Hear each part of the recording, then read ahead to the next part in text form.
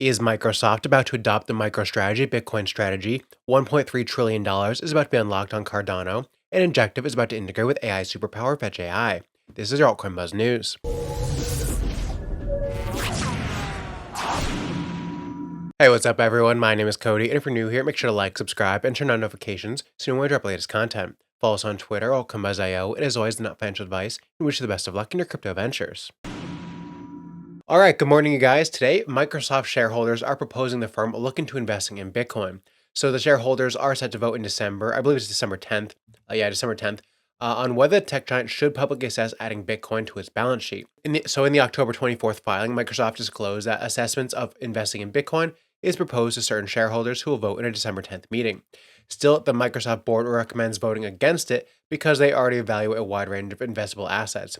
So basically, the board is against it, however, the shareholders may be for it. And so the National Center of Public Policy Research, or NCPPR, pushed the proposal, which highlighted the business intelligence firm Microstrategy's Bitcoin investment strategy, and it has outperformed Microsoft by over 300% this year, despite doing a fraction of the business of Microsoft.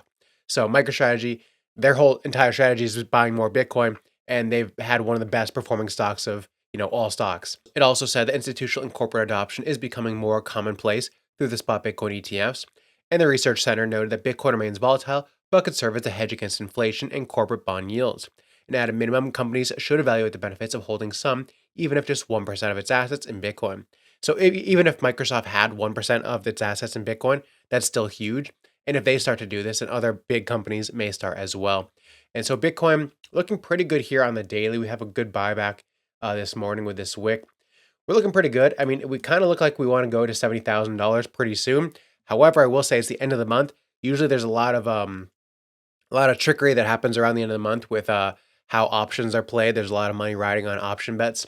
So a lot of times it gets the Bitcoin price will go like this basically at the end of the month. It'll just mess over everyone on both sides.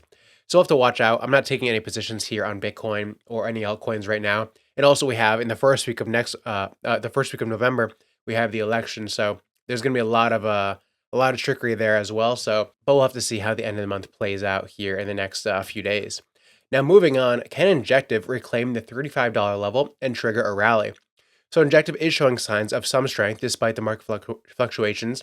Over the last month, Injective has seen a minimal gains of just 0.39%, and the data reveals a decline of nearly 4% in the last 7 days, after an additional 2.7% drop at the time of writing.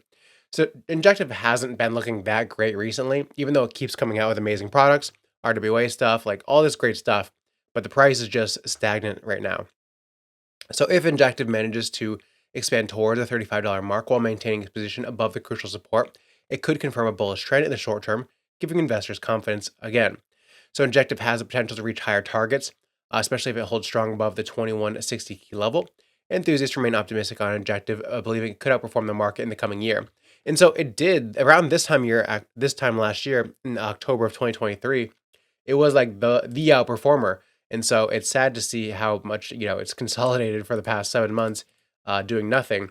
But this is what Injective was doing last October. It was doing this huge run up from basically $7. It ran all the way up to, what was this, 480% by end of the year, up to around $43. So Injective had a huge run last year. I'd like to see it get back up there. If we can get back above this $32 level, this level of resistance, and flip into support, I'd be happy to see that. It does look like Injective may just be consolidating a little bit longer. I think Bitcoin really needs to take off and then consolidate, and you can see altcoins like Injective take off. But it would be nice to have these little bit of higher lows here forming if possible.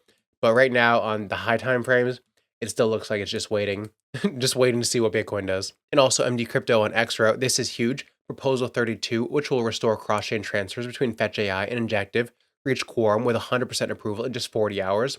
And so this upgrade will enhance interoperability, making it easier to transfer assets between networks and strengthen the ecosystem integration. In addition to expanding DeFi opportunities, the proposal highlights the stability and strong governance of our community. So Injective and Fetch AI, or ASI, could be coming soon. 100% of participants have voted yes so far. And so this could be good for the price in the long term. However, we just need Bitcoin really to take off, and then we can finally see some altcoin action. It's like every altcoin right now is just kind of waiting to see what Bitcoin will do around the election. And then once we have that kind of uncertainty done after like November, 6th or 7th, whenever we have that uncertainty behind us, then we can finally start to see some gains. And Toncoin whale activity surges while prices go nowhere fast. So Telegram linked Toncoin has seen a marked increase in whale activity in recent weeks. Its largest holders' net flow has spiked, and daily large transactions involving the altcoin have also climbed, indicating heightened engagement from major investors. So we have seen a huge whale buying over the past, few weeks. However, the price looks like this. And so they say that is due to short-term holders. So large holders are the addresses holding over 0.1% of an asset circulating supply, and the net flows show that they are buying. However, TON short-term holders are to blame. The overall sentiment surrounding TON continues to be bearish, hindering its price momentum, and its short-term holders have reduced their holding time, contributing to downward pressure. So essentially, short-term holders are selling while whales are buying. And that's usually how it works. Short-term holders want to get out of this. Whales are accumulating, and that's what leads to this kind of price, consolidation over time. So we've seen here. This is the classical distribution layout, which we marked out a couple weeks ago. Price goes up, it fails to break new highs, and it gets very choppy. It looks like the Bart hairstyle. Then it continues down. So what we expected was we probably take out these wicks here. We consolidate for a few weeks to a few months. At some point, TON becomes popular again, and the price moves back up. That's essentially how it goes. And so what happens is short-term holders on any spike they want to get out, and what they're doing is they're selling to long-term holders or whales who are constantly accumulating. So it's going to be a little bit before we see TON, back above these levels. But I think this will be an altcoin that you wanna hold maybe in spot for this cycle, because I think TON has the greatest ability for mass adoption. And then we have Cardano unlocks $1.3 trillion in Bitcoin liquidity with Bitcoin OS bridge integration. So Cardano is set to gain access to $1.3 trillion in Bitcoin liquidity for its decentralized finance system through its new integration with Bitcoin OS or BOS, smart contract platform. So the ZK technology allows Bitcoin transactions and assets to be bridged onto Cardano's blockchain, benefiting Cardano native DeFi projects without sacrificing decentralization or security. So this is big for Cardano. It's bringing Bitcoin to it. It's kind of the same thing we've seen in previous integrations with Solana, where Bitcoin assets are now able to go to Solana. So it doesn't mean $1.3 trillion from Bitcoin is necessarily going to Cardano, but they have the ability if they want to bridge assets. So if there's anyone who's a big Bitcoin holder, they want to do DeFi on Cardano, they have that ability. Not saying they necessarily will, but they can.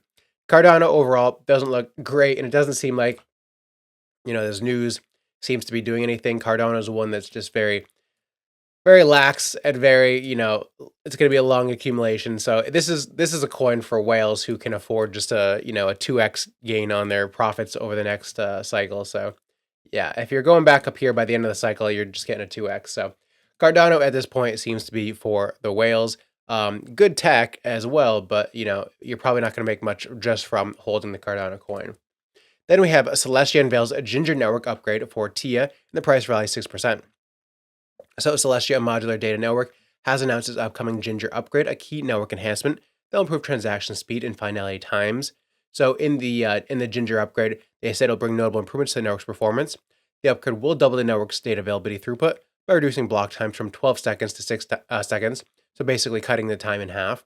And this change will enable faster transaction processing and finality, make the network more efficient for users and developers. The Ginger upgrade also introduces Celestia's shift to a default use of BBR, or bottleneck bandwidth and round-trip propagation time congestion control.